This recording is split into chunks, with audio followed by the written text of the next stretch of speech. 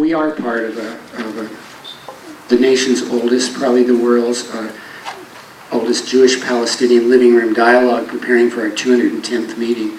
We've had a chance to help many dialogues start on campuses and cities around the world, and in this nation especially, and especially in our own community. And so we have learned that an enemy is one whose story we have not heard.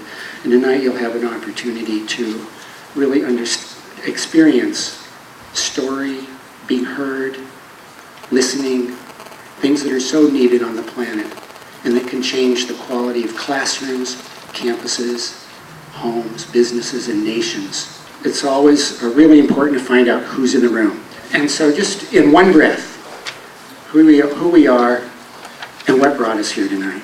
I'm a Christian by background, but I'm here mainly because I was challenged by a friend to come. I really didn't want to. And I'm here because I'm committed to building bridges and tackling fears. I'm also a part of Fresno State's National Coalition Building Institute team. Being a person who loves people in all shapes, color, form, gender, I just can't imagine, spending any time killing each other.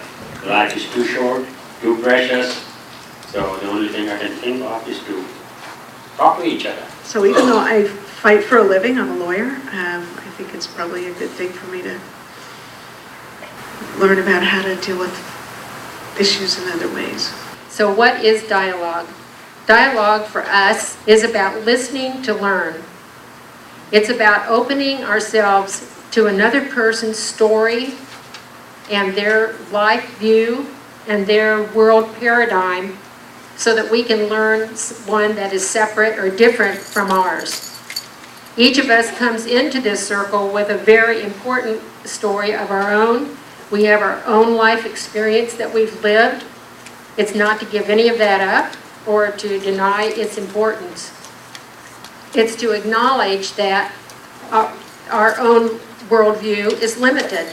So to be in a circle with all these different peoples and to value each and every story is what dialogue is about. It's about connecting at the heart.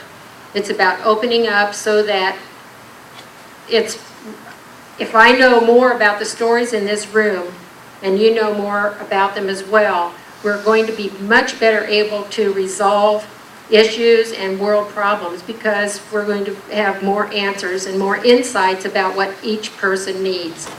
So tonight, each of you will have an opportunity to experience a different way, a good way of communicating, and then be able to pass it on in your own lives.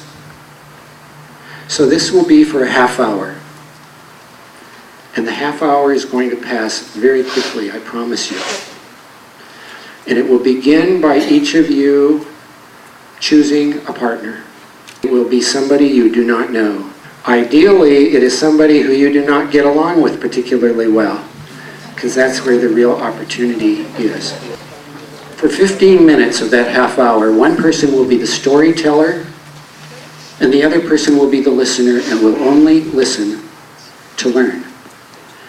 And then at 15 minutes, you will shift, and the storyteller will become the listener. And now would you each please choose a partner?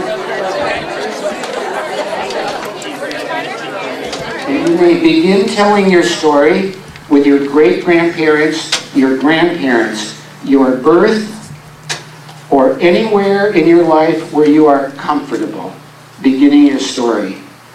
While you are telling your story, be sure to include this. What were you taught about people who were unlike you?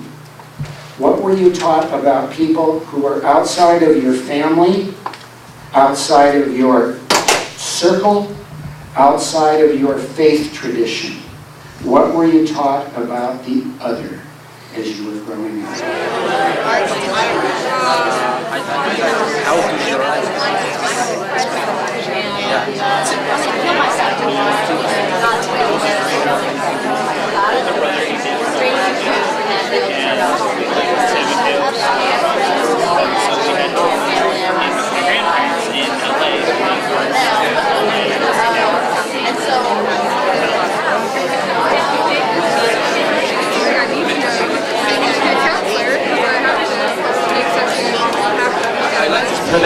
5 minutes, the listener please explore the storyteller.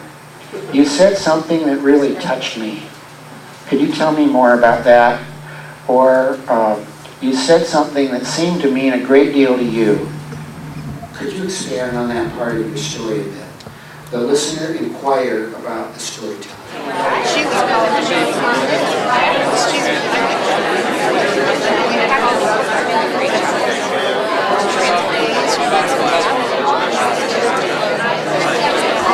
Now it is time for, please, the storyteller become the listener, and the listener become the storyteller. The storyteller begin with your life wherever you are comfortable. But he hated the Catholic Church, but my parents they sent us off. Mystery responsible for Canada, and after that I think We are at our last 5 minutes, and the time goes so fast. we have that in common. Now my father also was Please return in some form of a circle with your partner. And this is a time now to hear from one another. What was the quality of listening, and what did you experience? You can never get enough once you start getting this story going, and that was one of the things that I thought was really important. I just feel really encouraged being here. I think it's just really a powerful thing to do. but I found that the American people they are very kind people really. Thank you. I think what I most enjoyed is what I think we often find is that we have more in common with people than we think we don't. We think we do. It was about how to listen to others. I was struck by how easy it is to make friends. How easy it is once you start communicating and the fear goes away and you start talking and you really do find that you have a lot more in common than you do different.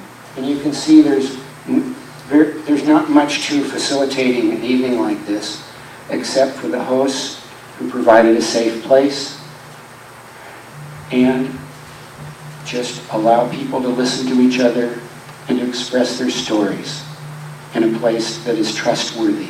If you could sit down with a group of people and start the way we did tonight by finding out who is here, where did you come from, what does your background and your life mean to you, what are your wishes, your deep desires, then you could find out and get to that agreement because you could see what people in the room need. This is what you've experienced tonight is really an entry into the process. It doesn't stop here. This kind of dialogue and deep listening has to be sustained. But there are things that we citizens outside of government can and must do that governments cannot do, and that is changing human relationships. Shukran, spasiba, gracias, sheshe. Thank you all very much.